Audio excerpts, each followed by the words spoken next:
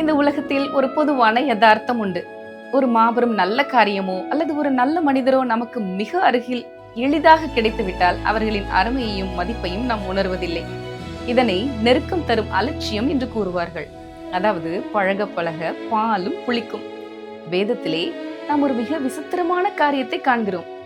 எல்லாவற்றையும் அறிந்தவராகிய நம்முடைய ஆண்டவர் இயேசு தம்முடைய வாழ்நாளில் 2 காரியங்களை கண்டு மட்டும்தான் ஆச்சரியப்பட்டார். அது என்ன என்பதை குறித்து இன்றைய நிகழ்ச்சியில் பார்ப்போமா?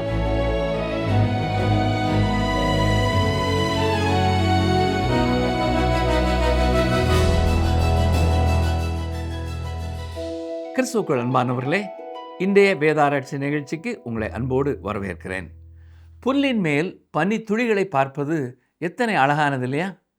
உபாகமம் 32:2 பனி துளிகள் புல்லின் மேல் இறங்குவது போல என் வசனம் இறங்கும் என சொல்லப்பட்டிருக்கிறது.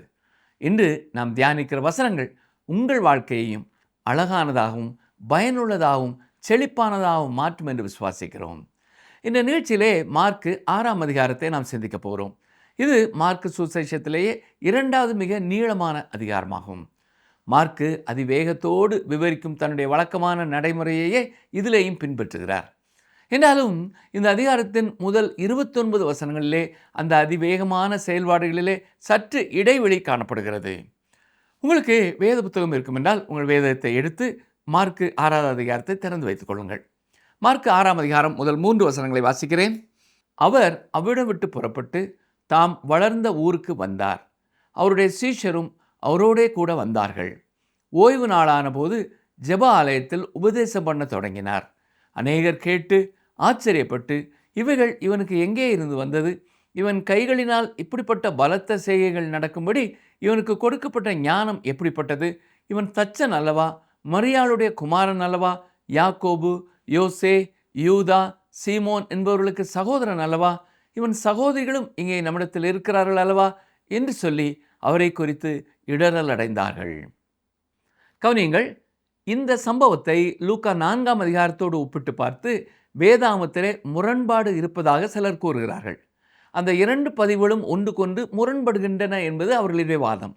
ஆனால் உண்மையான விஷயம் என்னவென்றால், ஆண்டவராய் இயேசு கிறிஸ்து தம்முடைய சொந்த ஊராகிய நாசரேத்திற்கு 2 முறை சென்றதற்கான பதிவுகளே நம்மிடத்தில் இருக்கின்றன. அவர் நாசரேத்திற்கு இன்னும் பல முறை சென்றிருக்கலாம் என்று நான் நினைக்கிறேன். ஆனால் வேதாகமத்திலே இந்த 2 வருகைகள் மட்டுமே பதிவு செய்யப்பட்டிருக்கின்றன. லூக்கா 4ஆம் அதிகாரம் அவர் முதல் முறை வருகை தந்ததை குறிப்பிடுகிறது. அப்பொழுது அவர் அங்கே தனியாக சென்றிருந்தார். அவர் அற்புதம் எதுவும் செய்யவில்லை. மேலும் அவர்கள் அவரை கொலை செய்ய முயன்ற பொழுது அவர் அங்கே இருந்து திடீரென்று புறப்பட்டு போய்விட்டார். ஆனால் இங்கே மார்க்கு 6ஆம் அதிகாரத்திலே பதிவு செய்யப்பட்டுள்ளது 2வது பயணத்தின் பொழுது அவர் செய்த காரியங்கள். அவருடைய சீஷர்கள் அப்பொழுது அவரோடு இருந்தார்கள் என்பதையும், அவர் சில பிணியாளிகளை குணமாக்கினார் என்பதையும், அவர் அந்த பகுதியிலேயே தங்கியிருந்தார் என்பதையும் நாம் பார்க்க முடிகிறது. இந்த தகவல் மத்தேயு 13ஆம் அதிகாரம் 53 முதல் 58 மற்றும் மார்க்கு 6ஆம் அதிகாரத்தின் அடிப்படையிலானது. இந்த 2 சந்தர்ப்பங்களிலுமே அவர் ஜெப ஆலயத்திற்குள்ளே பிரவேசித்து போதகம் பண்ணினார். 2 முறையும் அவருடைய சொந்த ஊர் மக்களால் அவர் நிராகரிக்கப்பட்டார். எனவே இது ஒரு முரண்பாடு அல்ல. மாறாக அவர் தம்முடைய சொந்த ஊருக்கு சென்ற 2 வெவ்வேறான பயணங்களின் பதிவுகளாகும். முதல் முறை அவர் அங்கே இருந்து புறப்பட்ட பொழுது கப்பர்நகூமுக்கு சென்று அதை தம்முடைய ஊழியத்தின் தலைமை இடமாக மாற்றிக்கொண்டார். ஆனாலும் தம்முடைய சொந்த ஊர் மக்களை சென்றடைய வேண்டும் என்ற ஒரு ஆவலோடு பாரத்தோடு அவர் மீண்டும் அங்கே திரும்பி வந்தார். முதலாம் வசனத்திலே தாம் வளர்ந்த ஊர் என்று சொல்லப்பட்டிருப்பது அவருடைய பிதாக்களின் ஊரை குறிக்கிறது. இயேசு எங்கே இருந்தாலும் ஓய்வு நாளிலே ஜெப ஆலயத்திற்கு செல்வதை ஒரு வழக்கமாக வைத்திருந்தார். இந்த வழியிலே தேவனை ஆராதிக்க வேண்டியதன் அவசியத்தை அவர் உணர்ந்திருந்தார். அதே நேரத்தில் அக்காலத்து மக்களை சென்றடைவதற்கு அதுவே ஏற்ற இடமாகவும் இருந்தது என்று நான் நினைக்கிறேன். அவருடைய போதகம் அவரை பற்றி அறிந்தவர்களை ஆச்சரியப்பட வைத்தது. அவருடைய வார்த்தைகள், அவருடைய கிரியைகள், அவருடைய அற்புதங்கள் அனைத்தும் அவருடைய சொந்த ஊர் மக்களிடத்திலே ஒருவித திகைப்பை ஏற்படுத்தின. இதுவே அவர்களை கேள்விகளை எழுப்ப தூண்டியது. அவர்கள் தங்களையே பார்த்து கொண்டு தங்களை வைத்தே நாசரேத்தூரை மதிப்பிட்டார்கள். நாசரேத்தூர் அவர்களுக்கு பெரிய நன்மை ஒன்றும் செய்திருக்கவில்லை. அதனால் கர்த்தராகிய இயேசுவை போன்ற ஒருவர் அங்கிருந்து வர முடியாது என்று அவர்கள் நினைத்தார்கள். அவர்களுக்கு தங்களிலே ஒருவரான இயேசுவின் மேலே விசுவாசம் இல்லை. மரியாளுக்கு மற்ற பிள்ளைகளும் இருந்தார்கள் என்பதை இந்த வேத பகுதி நமக்கு தெளிவாக சொல்கிறது. அதாவது யோசேப்புக்கும் மரியாளுக்கும் பிறந்த பிள்ளைகள். இங்கே குறிப்பிடப்பட்டுள்ள யூதா என்பவர் தான் புதிய ஏற்பாட்டில் உள்ள யூதா எழுதிய நிறுவத்தின் ஆசிரியர் என்று நான் நினைக்கிறேன். அவர்கள் இயேசுவின் நிமித்தம் இடறல் அடைந்தார்கள். தாங்கள் அவரை நன்கு அறிவோம் என்று அவர்கள் நினைத்தார்கள். அதுவே அவர்களுக்கு ஒரு இடறல் கல்லாக மாறியது.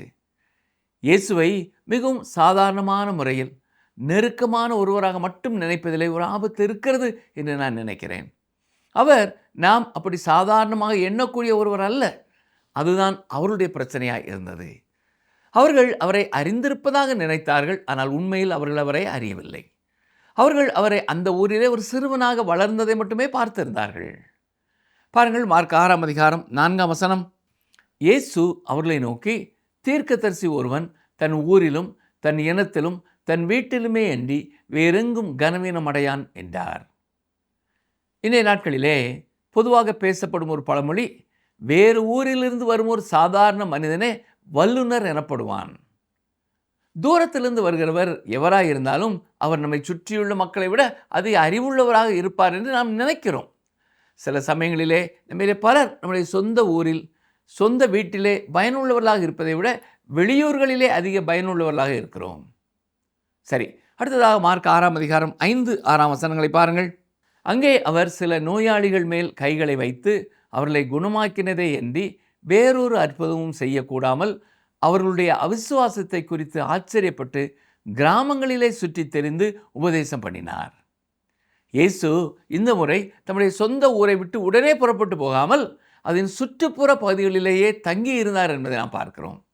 ஆனால் முதல் முறையோ அவர் அந்த ஊரை விட்டே கிட்டத்தட்ட துரத்தப்பட்டு கப்பர்நகூமுக்கு சென்று அதை தம்முடைய ஊழியத்தின் தலைமை இடமாக மாற்றினார். இந்த வேத பகுதி மிகவும் குறிப்பிடத்தக்க ஒன்றாகும். ஏனென்றால் அவருடைய அவிசுவாசத்தின் காரணமாக அவரால் அங்கே எந்த ஒரு பெரிய அற்புதத்தையும் செய்ய முடியவில்லை என்று நமக்கு கூறப்பட்டிருக்கிறது. எல்லா வல்லமையும் உள்ள தேவனுடைய வல்லமைக்கு இருக்கக்கூடிய ஒரே எல்லை அவிசுவாசம் மட்டுமே. தேவனுடைய ரட்சிப்பின் வல்லமை வெளிப்படுவதற்கு விசுவாசம் மட்டுமே ஒரே தகுதியாக இருக்கிறது. தேவனுடைய உன்னத ரட்சிப்பை வெளிப்படுத்தும் ஏசாயா 53ஆம் அதிகாரத்தின் தொடக்கத்திலே தீர்க்கதரிசி இவ்வாறு சொல்லியிருக்கிறார். எங்கள் மூலமாய் கேள்விப்பட்டதை விசுவாசித்தவன் யார்? கர்த்தருடைய பயம் யாருக்கு வெளிப்பட்டது? இதை யார் விசுவாசிப்பார்கள்?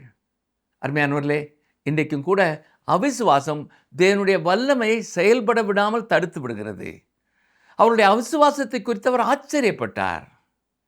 கவனிங்கள், மத்தேயு 8ஆம் அதிகாரம் 10ஆம் வசனத்திலே இயேசு இதை கேட்டு ஆச்சரியப்பட்டு தமக்கு பின் செல்லுகிறவர்களை நோக்கி, இஸ்ரவேலருக்குள்ளும் நான் இப்படிப்பட்ட விசுவாசத்தை காணவில்லை என்று மெய்யாகவே உங்களுக்கு சொல்லுகிறேன் என்று 100க்கு அதிபதியின் விசுவாசத்தை குறித்து பேசிய பொழுதும் அவர் ஆச்சரியப்பட்டார்.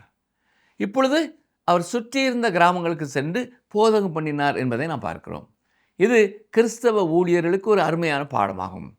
தேவனுடைய ஊழியத்தில் இருக்கிற சில மனிதர்கள் ஊழியத்திற்காக சிறிய இடங்களுக்கு செல்ல விரும்புகிறதில்லை.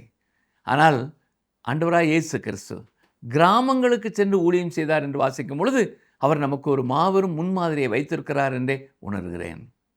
அவர் நினைத்திருந்தால் ரோம் நகரத்திற்கு ஒரு தந்தி அனுப்பி ஒரு பெரிய கூட்டத்திற்காக அங்கிருந்த அரங்கை வாடகைக்கு எடுத்திருக்க முடியும். ஆனால் இன்று சிலர் தங்களுக்கு முன்பாக எப்பொழுதும் ஒரு பெரிய ஜனக்கூட்டம் இருக்க வேண்டும் என்று நினைக்கிறார்கள். நாம் எல்லாரும் இயேசுவினிடத்திலிருந்து இந்த பாடத்தையும் கற்றுக்கொள்ள வேண்டும். ஸ்கோஃபீல்ட் ரெஃபரன்ஸ் பைபிள் என்ற வேத புத்தகத்தை உருவாக்கிய டாக்டர் C.I. ஸ்கோஃபீல்ட் என்பவரை பற்றிய ஒரு கதை உண்டு. அவர் ஒரு சபையிலே பேசுவதற்காக அழைக்கப்பட்டிருந்தார். அன்று இரவு பலத்த மழை பெய்து கொண்டிருந்ததால் கூட்டத்திற்கு ஏறக்குறைய 25 பேர் மட்டுமே வந்திருந்தார்கள். அங்கிருந்த இளம் போதகர் டாக்டர் ஸ்கோஃபீல்டை அருகிலே சென்று குனிந்து அவருடைய பிரசங்கத்தையும் போதனையும் கேட்க இவ்வளவு குறைவான மக்களே வந்திருப்பதாக அவரிடத்திலே மன்னிப்பு கேட்டார். அதற்கு டாக்டர் ஸ்கோஃபீல்ட் அவர்கள், நண்பனே, இயேசுவின் பள்ளியிலும் அவருடைய சபையிலும் இயேசு கிறிஸ்துவோடு பெரும்பாலான சமயங்களிலே 12 மனிதர்கள் மட்டுமே இருந்தார்கள். அப்படி என்றால் ஒரு பெரிய கூட்டத்தை எதிர்பார்ப்பதற்கு நான் யார் என்று பதிலளித்தார். மார்க்கு 6ஆம் அதிகாரம் 7ஆம் வசனத்தை பாருங்கள். அவர் 12 அழைத்து அசுத்த ஆவிகளை துரத்த அவர்களுக்கு அதிகாரம் கொடுத்து. இப்பொழுது அவர் தம்முடைய சீஷர்களை ஊழியத்திற்கு அனுப்பி வைக்கிறார். தாம் பிரசங்கித்து வந்த அதே மனம் திரும்புதலின் செய்தியோடு அவர்களை அனுப்புகிறார். அவர் அவர்களை 2 பேராக அனுப்புகிறார். மத்தேயுவோ லூக்காவோ இந்த சம்பவத்தை பதிவு செய்தபோது இந்த விவரத்தை குறிப்பிடவில்லை. அவர் அவர்களுக்கு அசுத்த ஆவிகளின் மேலே அதிகாரம் கொடுத்தார். அவர்கள் பயன்படுத்தக்கூடிய அதிகாரங்களிலேயே இதுவே மிக உன்னதமான, மிக உயர்ந்த அதிகாரமாய் தோன்றுகிறது. பாருங்கள், மார்க் 6ஆம் அதிகாரம் 8, 9 வசனங்கள். வழிக்கு பையை ஆகிலும் அப்பத்தை ஆகிலும் கச்சையில் காசை ஆகிலும் எடுத்துக்கொண்டு போகாமல் ஒரு தடியை மாத்திரம் எடுத்துக்கொண்டு போகவும் பாதரட்சைகளை போட்டுக்கொண்டு போகவும் 2 அங்கிகளை தரியாதிருக்கவும் கட்டளையிட்டார். ஏன் இப்படிப்பட்ட ஒரு கட்டளை கொடுக்கப்பட்டது? ஏனென்றால் அவர்கள் மிகவும் குறைவான பொருட்களோடு பயணம் செய்ய வேண்டியதாக இருந்தது. காலம் மிகவும் தாழ்ந்து விட்டது என்பதையும், காரியம் அவசரமானது என்பதையும், அவருடைய ஊழியத்தின் முக்கியத்துவத்தையும், அவர்கள் முழுமையாக தேவனை சார்ந்திருக்க வேண்டும் என்பதையும் இது காட்டுகிறது. பிற்காலத்தில் அவர்கள் இன்னும் நீண்டதொரு பயணத்தை மேற்கொள்ளவிருந்ததால் இத்தகைய பொருட்களை எடுத்துக்கொள்ளும்படி அவர்களுக்கு சொல்லப்பட்டதையும் நாம் வாசிக்கிறோம். மத்தேயு தனது பதிவிலே இந்த முறை அவர்கள் இஸ்ரவேல் வம்சத்தாரில் காணாமல் போன ஆடுகள் இடத்திற்கு மட்டுமே செல்ல வேண்டும் என்றும் அவர்களுக்கு அளிக்கப்படும் உபசரிப்பை ஏற்றுக்கொள்ள வேண்டும் என்றும் தெளிவாக குறிப்பிட்டிருக்கிறார். சரி, மார்க் 6ஆம் அதிகாரம் 10, 11 வசனங்களை பாருங்கள். பின்பு அவர்களை நோக்கி, நீங்கள் எங்கேயாகிலும் ஒரு வீட்டில் பிரவேசித்தால் அவ்விடத்தை விட்டு புறப்படுகிற வரைக்கும் அங்கேதானே தங்கியிருங்கள். எவர்களாகிலும் உங்களை ஏற்றுக்கொள்ளாமலும் உங்கள் வசனங்களை கேளாமலும் இருந்தால் நீங்கள் அவ்விடம் விட்டு புறப்படும் போது அவர்களுக்கு சாட்சியாக உங்கள் கால்களின் கீழே படிந்த தூசியை உதறி போடுங்கள். நியாய தீர்ப்பு நாளிலே அந்த பட்டணத்திற்கு நேரிடுவதை பார்க்கிலும் சோதோம் குமோரோ பட்டணத்திற்கு நேரிடுவது லகுவாயிருக்கும் என்று மெய்யாகவே உங்களுக்கு சொல்லுகிறேன் என்று சொல்லி அவர்களை 2 பேராக அனுப்பினார். அவர்கள் மேற்கொள்ள இருந்த அந்த பயணம் மிகவும் தீவிரமானதும் மிகுந்த பொறுப்பு மிக்கதுமான ஒரு பயணமாகும். தேவனுடைய சத்தியத்தை அறிவது நமக்கு அதிக பொறுப்பை கொடுக்கிறது. தேவனுடைய கிருபையை நிராகரிப்பது அவருடைய நியாய தீர்ப்பையே வரவழைக்கும். இது உண்மையானதாக இருக்கிறது. பாருங்கள், மார்க் 6ஆம் அதிகாரம் 12, 13 வசனங்கள். அவர்கள் புறப்பட்டு போய் மனம் திரும்புங்கள் என்று பிரசங்கித்து அநேகம் பிசாசுகளை துரத்தி அநேகம் நோயாளிகளை எண்ணெய் பூசி சொஸ்தமாக்கினார்கள். கவனித்தீர்களா? அவர்கள் மனம் திரும்புதலின் செய்தியை பிரசங்கித்தார்கள். அற்புதங்கள் அவருடைய செய்தியை உறுதிப்படுத்தின. மனம் திரும்புதல் என்பது சுவிசேஷ செய்தியின் ஒரு பகுதியாகும். அது விசுவாசிக்கும்படி கொடுக்கப்பட்ட கட்டளைக்குள் அடங்கியிருக்கிறது. இயேசுவின் புகழ் அந்த பகுதி முழுவதும் பரவி இருந்தது. சாதாரண மக்கள் மட்டுமல்ல, அரியணையில் இருந்த ஏரோது கூட இயேசுவை பற்றி கேள்விப்பட்டிருந்தான். இப்பொழுது ஏரோது ராஜாவினிடத்திலே ஒரு விசித்திரமான எதிர்வினையை நாம் பார்க்கிறோம். யோவான் ஸ்நானனின் கொலை இதற்கு சில காலத்திற்கு முன்பே நடந்திருந்தது. ஏரோதின் விசித்திரமான மற்றும் மூட நம்பிக்கை நிறைந்த செயலை விளக்குவதற்காகவே இது இங்கே பதிவு செய்யப்பட்டுள்ளது. மார்க்கு 6ஆம் அதிகாரம் 14, 15 வசனங்களை பாருங்கள். அவருடைய பேர் பிரசித்தமானபடியினால் ஏரோது ராஜா அவரை குறித்து கேள்விப்பட்டு, யோவான் ஸ்நானன் மரித்தோரிலிருந்து எழுந்தான், ஆகையால் அவனிடத்தில் இந்த பலத்த செய்கைகள் விளங்குகிறது என்றான். சிலர் அவர் எலியா என்றார்கள். வேறு சிலர் அவர் ஒரு தீர்க்கதரிசி அல்லது தீர்க்கதரிசிகளில் ஒருவனைப் போல் இருக்கிறார் என்று சொன்னார்கள். கர்த்தராகிய இயேசு யார் என்பதை குறித்து அக்காலத்து ஜனங்கள் மத்தியிலே பலவிதமான கலவையான கருத்துகள் இருந்தன. சொல்லப்போனால் இன்றைய நாட்களிலேயும் கூட ஜனக்கூட்டங்களிடத்தில் இதே போன்ற ஒரு நிலைதான் காணப்படுகிறது. கர்த்தராகிய இயேசுவின் ஆளுமை, அவருடைய பிரசன்னம் மற்றும் அவருடைய வல்லமை ஆகியவற்றை குறித்து வெவ்வேறு மனிதர்கள் வெவ்வேறு விதமான பார்வைகளையும் விளக்கங்களையும் கொண்டிருப்பதை நாம் பார்க்க முடிகிறது. எனவே அன்றும் அங்கே ஒரு பெரிய குழப்பம் நிலவியது. பாருங்கள், மார்க் 6ஆம் அதிகாரம் 16 வசனம். ஏரோது அதை கேட்டபொழுது அவன், நான் சிரச்சேதம் பண்ணின யோவான் தான், அவன் மரித்தோரிலிருந்து எழுந்தான் என்றான். கவனியுங்கள், ஏரோது நிச்சயமாகவே மிகவும் பயந்திருந்தான். தொடர்ந்து மார்க் 6ஆம் அதிகாரம் 17, 18 வசனங்களை பாருங்கள். ஏரோது தன் சகோதரனாகிய பிலிப்புவின் மனைவி ஏரோதியாளை தனக்கு மனைவியாக்கி கொண்டபோது யோவான் ஏரோதை நோக்கி, நீர் உம்முடைய சகோதரன் மனைவியை வைத்துக் கொள்வது நியாயமல்லவென்று சொன்னது நிமித்தம் ஏரோது சேவகரை அனுப்பி யோவானை பிடித்து கட்டி காவலில் வைத்திருந்தான். இயேசுவின் ஊழியத்திலே இந்த நிலை ஏற்படுவதற்கு முன்பாகவே யோவான் கொலை செய்யப்பட்டிருந்தார். யோவான் உயர்ந்த பதவிகளிலே இருந்தவர்களின் பாவங்களையும் தைரியமாக கண்டித்து கொண்டார் என்பதை நாம் கவனிக்க வேண்டும். இது ஏரோதியாளுக்கு மிகுந்த கோபத்தை உண்டாக்கி யோவானை கொலை செய்யும்படி அவளை சதித்திட்டம் தீட்ட வைத்தது. பாருங்கள், மார்க் 6 அதிகாரம் 19-20 வசனங்கள். ஏரோதியாளும் அவனுக்கு சதி நினைத்து அவனை கொன்று போட மனதாய் இருந்தாள். ஆகிலும் அவளால் கூடாமற் போயிற்று. அதேனென்றால் யோவான் நீதியும் பரிசுத்தமும் உள்ளவன் என்று ஏரோது அறிந்து அவனுக்கு பயந்து அவனை பாதுகாத்து அவன் யோசனையின்படி அநேக காரியங்களை செய்து விருப்பத்தோடே அவன் சொல்லை கேட்டு வந்தான். ஏரோதியாள் ஏரோது ராஜாவை தேவனிடம் திரும்புவதிலிருந்தும் மனம் திரும்புவதிலிருந்தும் தடுத்தாளா என்று நாம் யோசிக்க வேண்டியது இருக்கிறது. பாருங்கள், மார்க்கு 6 அதிகாரம் 21-22 வசனங்கள். பின்பு சமயம் வாய்த்தது. எப்படி என்றால், ஏரோது தன் ஜென்ம நாளிலே தன்னுடைய பிரபுக்களுக்கும் சேனாதிபதிகளுக்கும் கலிலேயா நாட்டின் பிரதான மனுஷருக்கும் ஒரு விருந்து பண்ணின போது ஏரோதியாளின் குமாரத்தி சபை நடுவே வந்து நடனம் பண்ணி ஏரோதுவையும் அவனோட கூட பந்தி இருந்தவர்களையும் சந்தோஷப்படுத்தினாள். அப்பொழுது ராஜா சிறு பெண்ணை நோக்கி, உனக்கு வேண்டியதை என்னிடத்தில் கேள், அதை உனக்கு தருவேன் என்று சொன்னதும் அல்லாமல் ஏரோதியாள் தன் மகளை ஏரோதின் முன்பாக நடனம் ஆடும்படி கேட்டுக்கொண்டாள். ஏன் தெரியுமா? அவன் எவ்வளவு இச்சையும் காம விகாரமும் நிறைந்த ஒரு மனிதன் என்பதை அவள் நன்றாக அறிந்திருந்தாள். அவன் அந்த பெண்ணுக்கு ஒரு வெற்று காசோலையை கொடுத்து எதை வேண்டுமானாலும் எழுதி பெற்றுக்கொள்ளும் முழு அதிகாரத்தை கொடுக்கிறான். பாருங்கள், மார்க் 6 அதிகாரம் 23-24 வசனங்கள். நீ என்னிடத்தில் எதை கேட்டாலும் அது என் ராஜ்யத்தில் பாதியானாலும் அதை உனக்கு தருவேன் என்று அவளுக்கு ஆணையும் இட்டான். அப்பொழுது அவள் வெளியே போய் நான் என்ன கேட்க வேண்டும் என்று தன் தாயினிடத்தில் கேட்டாள்.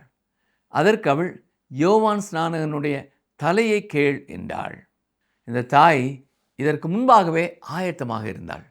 இந்த பெண்ணின் கொடூர புத்தி நம்முடைய மனதிற்கு பேரதிர்ச்சியை கொடுக்கிறது இல்லையா? பாருங்கள், மார்க் 6 அதிகாரம் 25-26 வசனங்கள். உடனே அவள் ராஜாவினிடத்தில் சீக்கிரமாய் வந்து, நீர் இப்பொழுதே ஒரு தாளத்தில் யோவான் ஸ்நானனுடைய தலையை எனக்கு தர வேண்டும் என்று கேட்டாள். அப்பொழுது ராஜா மிகுந்த துக்கம் அடைந்தான்.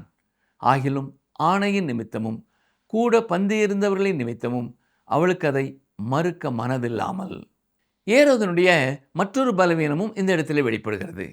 அவன் தன் நண்பர்கள் என்ன நினைப்பார்கள், என்ன பேசுவார்கள் என்று பயந்தான். தான் செய்த சத்தியத்தை குறித்து அவன் ஒரு தவறான மதிப்புணர்வை கொண்டிருந்தான். பாருங்கள், மார்க் 6 அதிகாரம் 27-28 வசனங்கள். உடனே அவனுடைய தலையை கொண்டு வரும்படி சேவகனுக்கு கட்டளையிட்டு அனுப்பினான். அந்தபடி அவன் போய் காவற்கூடத்திலே அவனை சிறைச்சேதம் பண்ணி அவன் தலையை ஒரு தாளத்திலே கொண்டு வந்து அதை அந்த சிறு பெண்ணுக்கு கொடுத்தான். அந்த சிறு பெண் அதை தன் தாயினிடத்தில் கொடுத்தாள். இது இரக்கமற்ற கொடூரமான ஒரு கொலை. பாருங்கள், 29 வசனம். அவனுடைய சீஷர்கள் அதை கேள்விப்பட்டு வந்து அவன் உடலை எடுத்து ஒரு கல்லறையில் வைத்தார்கள். யோவானுடைய சீஷர்கள் தலை துண்டிக்கப்பட்ட அவருடைய உடலை எடுத்து மிகுந்த அன்போடும் மரியாதையோடும் அடக்கம் செய்தார்கள். இப்பொழுது மார்க்கு மீண்டும் இயேசுவின் ஊழியத்திற்கு நேராக திரும்புகிறார். பாருங்கள், ஊழியத்தை முடித்து திரும்பிய 12 அப்போஸ்தலர்கள் தங்களின் முதல் ஊழிய அறிக்கையை இயேசுவினிடத்திலே சமர்ப்பிக்கிறார்கள். இதிலே அவர்கள் தங்களை பற்றிய அதிக விவரங்களை குறிப்பிடவில்லை. அதாவது தங்களின் சாதனைகளை பெருமையாக பேசவில்லை என்பதை நாம் கவனிக்க வேண்டும். மார்க் 6 அதிகாரம் 30-31 வசனங்களை பாருங்கள். அப்பொழுது அப்போஸ்தலர் இயேசுவினிடத்தில் கூடி வந்து தாங்கள் செய்தவைகள் உபதேசித்தவைகள் யாவையும் அவருக்கு அறிவித்தார்கள். அவர் அவர்களை நோக்கி, வனாந்தரமான ஓரிடத்தில் தனித்து சற்றே இளைப்பாறும்படி போவோம் வாருங்கள் என்றார். ஏனெனில் வருகிறவர்களும் போகிறவர்களும் அநேகராயிருந்தபடியினால் போஜனம் பண்ணுகிறதற்கும் அவர்களுக்கு சமயமில்லாதிருந்தது. கர்த்தராகிய இயேசுவின் ஊழிய பளுவும் ஜனங்கள் மத்தியிலே அவருக்கு இருந்த தேவைகளும் எவ்வளவு பெரியவை என்பதை நம்மால் கற்பனை செய்து பார்க்க முடியவில்லை. அவரும் அவருடைய அப்போஸ்தலர்களும் ஆத்ம இளைப்பாறுதல் அடையும்படி அவர் ஒரு வனாந்தரமான தனிமையான இடத்திற்கு விலகி போக வேண்டியதிருந்தது. தொடர்ந்து அங்கே என்ன நடக்கிறது பாருங்கள். மார்க்கு 6ஆம் அதிகாரம் 32 முதல் 34 வரை. அப்படியே அவர்கள் தனிமையாய் ஒரு படவில் ஏறி வனாந்தரமான ஒரு இடத்திற்கு போனார்கள். அவர்கள் புறப்பட்டு போகிறதை ஜனங்கள் கண்டார்கள்.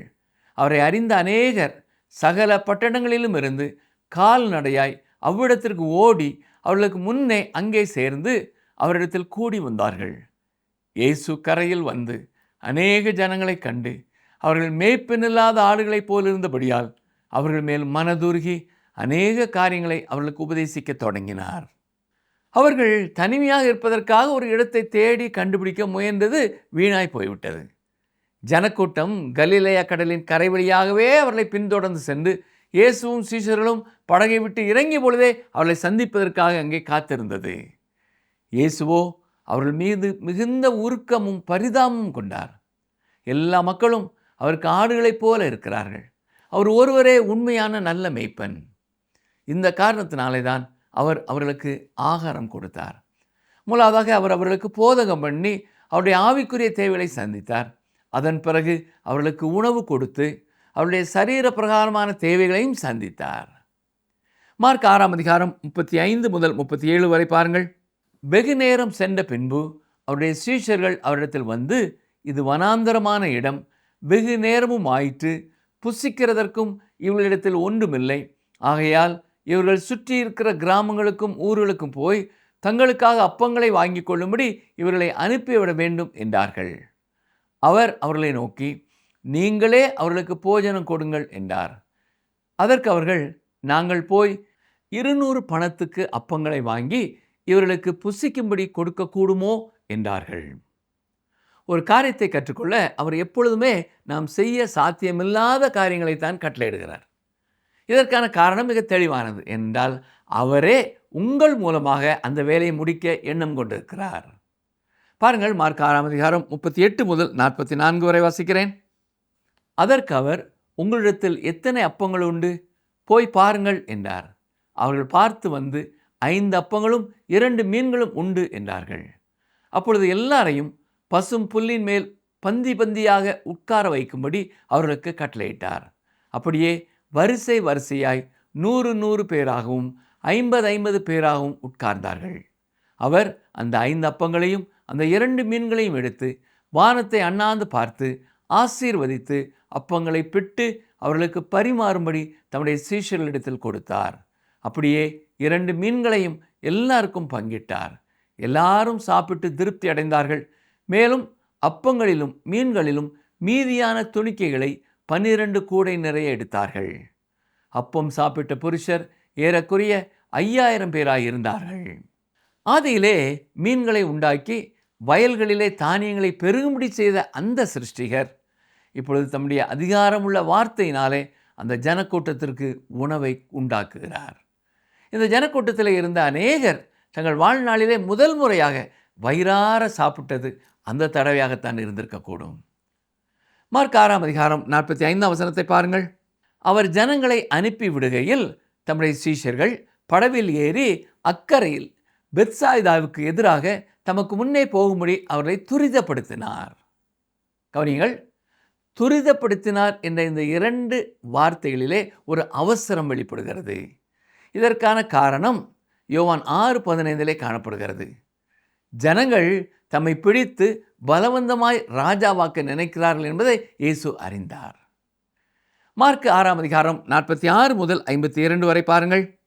அவர் ஜனங்களை அனுப்பிவிட்ட பின்பு ஜெபம் பண்ணும்படி ஒரு மலையின் மேல் ஏறினார். சாயங்காலமான போது படவு நடுக்கடலில் இருந்தது. அவரோ கரையிலே தனிமையாய் இருந்தார். அப்பொழுது காற்று அவர்களுக்கு எதிராக இருந்தபடியினால் அவர்கள் தண்டு வலிக்கிறதில் வருத்தப்படுகிறதை அவர் கண்டு, ராத்திரியில் 4ஆம் ஜாமத்தில் கடலின் மேல் நடந்து அவர்களிடத்தில் வந்து அவர்களை கடந்து போகிறவர் போல் காணப்பட்டார். அவர் கடலின் மேல் நடக்கிறதை அவர்கள் கண்டு ஆவேசம் என்று எண்ணி சத்தமிட்டு அலறினார்கள். அவர்கள் எல்லாரும் அவரை கண்டு கலக்கமடைந்தார்கள். உடனே அவர் அவர்களோட பேசி, திடன் கொள்ளுங்கள், நான் தான், பயப்படாதிருங்கள் என்று சொல்லி அவர்கள் இருந்த படவில் ஏறினார். அப்பொழுது காற்று அமர்ந்தது. அதனால் அவர்கள் தங்களுக்குள்ளே மிகவும் பிரமித்து ஆச்சரியப்பட்டார்கள்.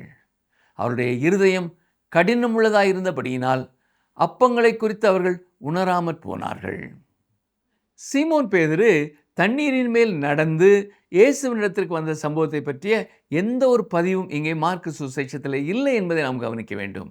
ஏனென்றால் மார்க்கு மனித ரீதியாக இந்த தகவல்களை சீமோன் பேதுருவிடத்திலிருந்து தான் பெற்றுக்கொண்டார். பேதுருவோ இந்த சம்பவத்திலே தன்னை பற்றிய பகுதியை அப்படியே தவிர்த்து விட்டார். மத்தேயு தான் அந்த விவரத்தை நமக்கு கொடுத்திருக்கிறார். அடுத்ததாக இந்த பகுதியிலே அவர்கள் தண்டு வலிக்கிறதில் வருத்தப்படுகிறதை அவர் கண்டு என்பதை நாம் வாசிக்க வேண்டும். அன்று இரவிலே அந்த மனிதர்கள் படகிலே இருந்தார்கள். அவர்களுடைய சிறிய படகிற்குள்ளே வந்த அலையின் உப்பு நீரோடு அவர்களுடைய வேர்வையும் கலந்து கொண்டிருந்தது. அவர்கள் துடுப்புகளை முழு பலத்தோடு வலித்து கொண்டிருந்தார்கள். தாங்கள் மூழ்கி போகிறோம் என்று உண்மையாகவே நினைத்தார்கள். ஆனால் அவர்கள் தண்டு வலிக்கிறதிலே வருத்தப்படுகிறதை இயேசு கண்டார். ஆம் பிரியமானவர்களே, இன்றைக்கும் நீங்கள் எங்கே இருக்கிறீர்கள் அல்லது எப்படிப்பட்ட சூழ்நிலையில் இருக்கிறீர்கள் என்பது எனக்கு தெரியாது. நீங்கள் இப்பொழுது ஒரு கடினமான சூழ்நிலையில் இருக்கலாம். இருள் சூழ்ந்த ஒரு மூலையிலே தனிமையாக அமர்ந்திருக்கலாம். உங்களால் தாங்க முடியாத அளவிற்கு பெரிய சோதனைகளையும் பிரச்சனைகளையும் நீங்கள் சந்தித்து கொண்டிருக்கலாம். புயல் வீசும் ஒரு கடலின் நடுவே நீங்கள் இருக்கலாம். உங்கள் சிறிய படகு மூழ்கி போவது போலும் நீங்கள் உணரலாம். அன்பானவர்களே, உங்களுக்காக என்னிடத்திலே ஒரு நல்ல செய்தி உண்டு. இயேசு உங்களை பார்த்து கொண்டிருக்கிறார். உங்களுடைய பிரச்சனைகளை அவர் அறிந்து கொண்டிருக்கிறார். அவருக்கு அதை தெரிவிப்பதற்காக நீங்கள் எந்த ஒரு சமிக்கையும் அனுப்ப வேண்டியதில்லை. அவர் ஏற்கனவே அதை அறிந்திருக்கிறார். இன்று நீங்கள் உங்களுடைய வழியை ஒரு திட்டவட்டமான முறையிலே அவருடைய கரத்திலே ஒப்புக்கொடுங்கள். இருளான காலங்களிலே நம்முடைய வழியை அவரிடத்திலே அப்படியே ஒப்புவிப்பதுதான் நம்மளை அநேகர் செய்ய வேண்டிய ஒரே காரியமாய் இருக்கிறது. அவர்கள் தண்டு வலிக்கிறதிலே வருத்தப்படுகிறதை அவர் கண்டு என்பதை மார்க்கு மாத்திரமே பதிவு செய்திருக்கிறார் என்பது குறிப்பிடத்தக்கது. அதற்கு பிறகு அவர் அவர்களிடத்திலே வந்து அவர்களோடு படகிலே ஏறினார் என்று பார்க்கிறோம். அப்பொழுது அவர்கள் தங்களுக்குள்ளே அளவற்ற பிரமிப்பும் ஆச்சரியமும் அடைந்தார்கள் என்று மார்க் எழுதியிருக்கிறார். மார்க் 6ஆம் அதிகாரம் 53 முதல் 56 வசனங்களை பாருங்கள். அவர்கள் கடலை கடந்து கெனசரேத் என்னும் நாட்டிற்கு வந்து கரை பிடித்தார்கள். அவர்கள் படவிலிருந்து இறங்கின உடனே ஜனங்கள் அவரை அறிந்து அந்த சுற்றுப்புறம் எங்கும் ஓடி திரிந்து பிணியாளிகளை படுக்கையில் கிடத்தி அவர் வந்திருக்கிறார் என்று கேள்விப்பட்ட இடங்களிலெல்லாம் சுமந்து கொண்டு வந்தார்கள். அல்லாமலும் அவர் பிரவேசித்த கிராமங்கள், பட்டணங்கள், நாடுகள் எவைகளோ அவைகளின் சந்தை வெளிகளிலே வியாதிக்காரரை வைத்து அவருடைய வஸ்திரத்தின் ஓரத்தை ஆயிலும் அவர்கள் தொடும்படி உத்தரவாக வேண்டும் என்று அவரை வேண்டிக் கொண்டார்கள். அவரை தொட்ட யாவரும் சொஸ்தமானார்கள்.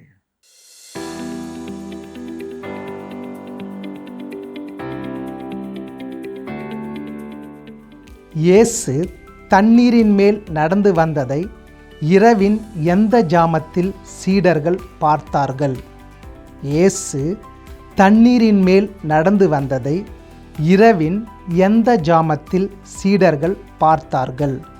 ஆப்ஷன் ஏ முதலாம் ஜாமம், ஆப்ஷன் பி மூன்றாம் ஜாமம், ஆப்ஷன் சி நான்காம் ஜாமம்.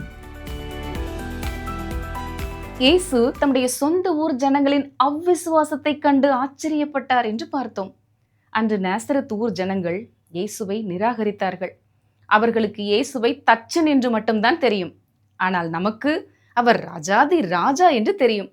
அவர்களுக்கு இயேசுவை மரியாளுடைய குமாரன் என்று மட்டும்தான் தெரியும். ஆனால் நமக்கு அவர் ஜீவனுள்ள தேவனுடைய குமாரன் என்று தெரியும். அவர்களுக்கு இயேசு செய்த சில அற்புதங்கள் மட்டும்தான் தெரியும். ஆனால் நமக்கு அவர் சிலுவையில் ஜீவனை கொடுத்து மரணத்தை ஜெயித்து உயிர்த்தெழுந்த இரட்சகர் என்று தெரியும். இவ்வளவு தெரிந்திருந்தும் இன்று நம்முடைய சூழ்நிலைகளை கண்டு நாம் சோர்ந்து போகும்போது நம்முடைய அவிசுவாசத்தை பார்த்து இயேசு இன்றும் ஆச்சரியப்பட்டு கொண்டிருக்கிறாரா? அன்பானவர்களே, இயேசுவை ஒரு குறுகிய வட்டத்திற்குள் சுருக்கி விடாதீர்கள். உங்கள் பசிக்கு முன்பாக அவர் 5 அப்பங்களை பெருக்குகிறவர். உங்கள் வாழ்க்கை புயல்களுக்கு முன்பாக அவர் தண்ணீரின் மேல் நடந்து வருகிறவர். அவரிடம் நம்மை அர்ப்பணிப்போம். அவரே உங்கள் வாழ்விலும் அசாதாரணமான காரியங்களை செய்வார். உன் காலை தள்ளாட ஒட்டார், உன்னை காக்கிறவர் உறங்கார். சங்கீதம் 121:3.